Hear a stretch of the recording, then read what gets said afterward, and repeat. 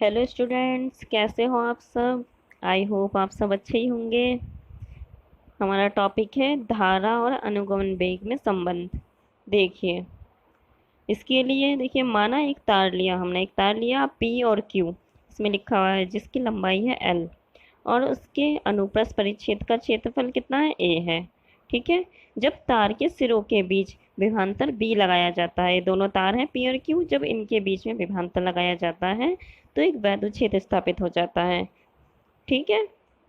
जब वैद्युत क्षेत्र स्थापित हो जाता है तब क्या होता है, देखिए, जो इसमें वैद्युत क्षेत्र स्थापित हो रहा है उसमें जो इलेक्ट्रॉन इलेक्ट्रॉन जो के जो चलने की डायरेक्शन है, इलेक्ट्रॉन की जो चलने की डायरेक्शन है वो जो वैद्युत क्षेत्र है उसके अपोजिट डायरेक्शन में है। ठीक है, देखो आपको दिखाई भी दे रहा होगा।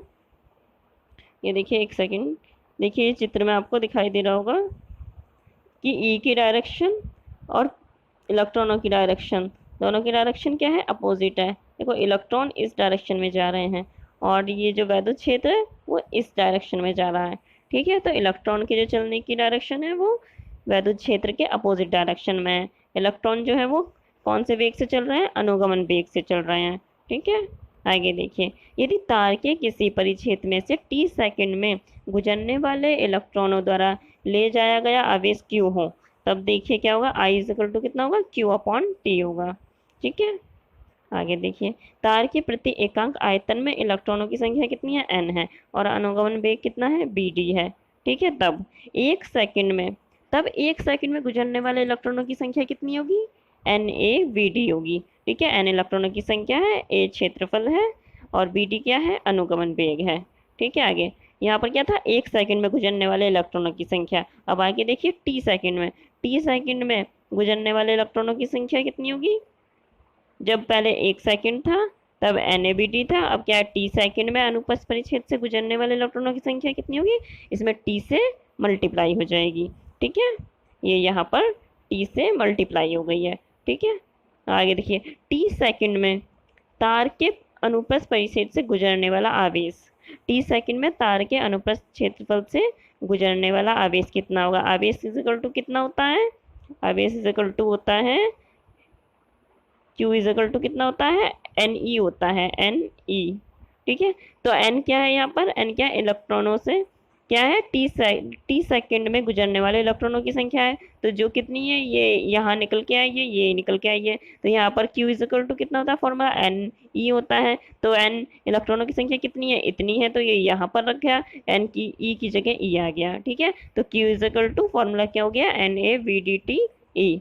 अब ये Q की वैल्यू निकल के आ गई हमारे पास। अब ये जो Q की वैल्यू निकल के आई है, इसको हम इक्वेशन फर्स्ट में यहाँ पर देखिए, यहाँ पर पुट कर दिया, I is equal to Q upon T है, और हमारी क्या हो गई, Q की वैल्यू निकल के आ गई, Q की वैल्यू हमने वहाँ से उठा के यहाँ पुट कर दी है। ठीक है, ये देखिए यहाँ पर पुट कर दी। जब यहाँ पर पुट की तो क्या हो गया, I is equal to N E V D T E upon T. तो यहाँ क्या हो गया, टी से टी कैंसिल हो गया, ये टी से टी कैंसिल हो गया, तो क्या बच्चा, I is equal to N A V D E. यही क्या हुआ, यही हमारा धारा और अनुगमन वेग में संबंध है। ठीक है। आगे देखिए, आगे डेफिनेशन है धारा घनत्व की। धारा घनत्व किसे कहते हैं। ठीक है, किसी चालक में किसी बिंदु पर प्रति एकांक क्षेत्रफल से अभिलंबित गुजरने वाली विद्युत धारा को उस बिंदु पर धारा घनत्व कहते हैं। देखिए, ये कोई चालक है, अभी देखते हैं, ये देखिए, ये कोई चालक है, उसके किसी बिंदु पर, उसका ये कोई बिंदु है, इसके अंदर कोई बिंदु है, क्या हो गया, इसके अंदर ये कोई बिंदु है, इसके प्रति एकांक क्षेत्र से, इसके प्रति एकांक क्षेत्रफल से जितनी वैद्युत धारा, ये जितनी वैद्युत धारा गुजर रही है, इसे ही क्या कहेंगे, इसे ही धारा घनत्व कहते हैं।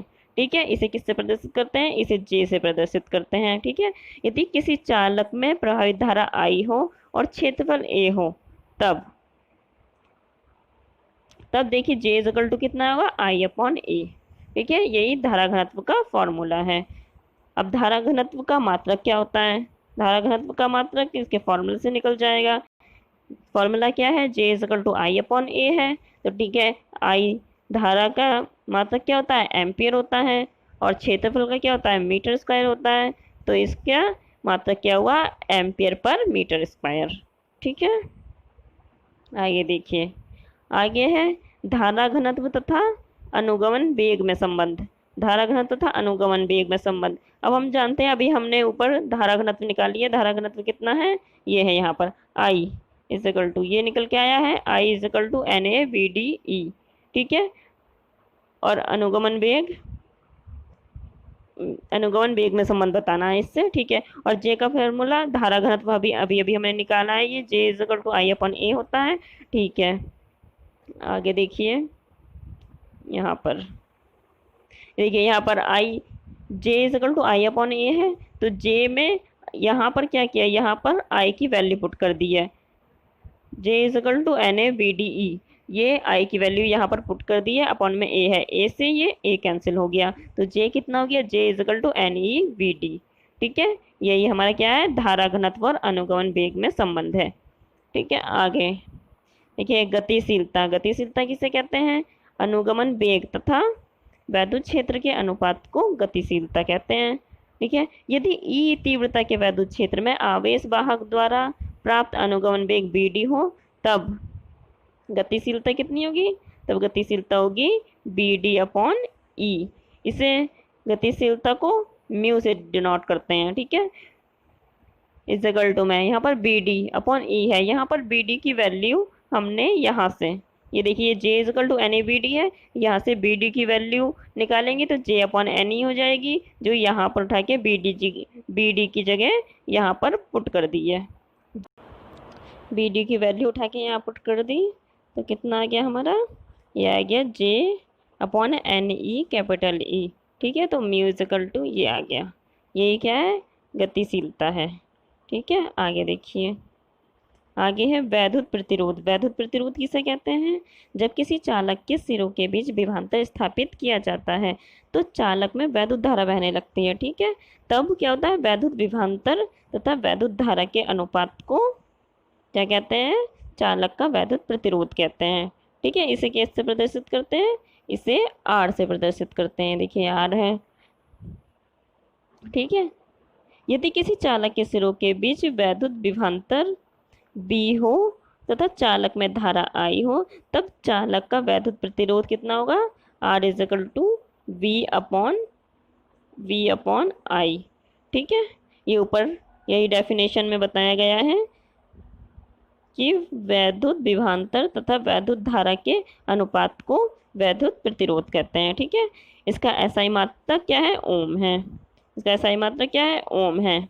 ठीक है, ओम को ग्रीक अक्षर में क्या कहते हैं, ओमेगा कहते हैं, ये ओमेगा इससे डिनोट कर देते हैं। ठीक है, आगे देखिए, वैद्युत चालकता। वैद्युत चालकता किसे कहते हैं, वैद्युत प्रतिरोध के व्युत्क्रम को वैद्युत चालकता कहते हैं। ठीक है, वैद्युत चालकता का ऐसा ही पद्धति में मात्रम क्या है, मोह है। जब इसका प्रतिरोध का ये व्युत्क्रम होता है तो इसका मात्रक भी उल्टा हो गया, मोह हो गया। ठीक है, अथवा इसे ओम इनवर्स भी कहते हैं, अथवा साइमन भी कहते हैं। ओके बच्चों, ठीक है।